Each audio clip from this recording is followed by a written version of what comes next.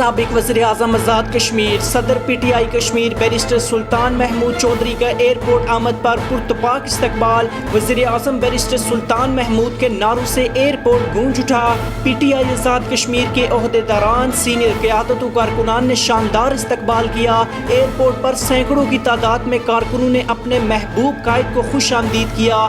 اس موقع پر بیرسٹر سلطان محمود چودھری نے تاریخ ساز استقبال کرنے پر پارٹی کارکنان کا شکریہ ادا کرتے ہوئے کہا، عمران خان نے مسئلہ کشمیر پر دو ٹوک موقف اختیار کر کے کشمیریوں کے دل جیت لیے۔ آزاد کشمیر کی کرپٹ حکومت جلد انجام کو پہنچنے والی ہے۔ کارکن الیکشن کی تیاری کریں، آنے والا دور ہمارا ہے۔ بعد ازاں بڑے جلوس کی شکل میں انہیں پی ٹی آئی کے مرکزی آفس گلبرگ میں لایا گیا۔ عثمان رضا، کے ای نیوز، اسلام آباد۔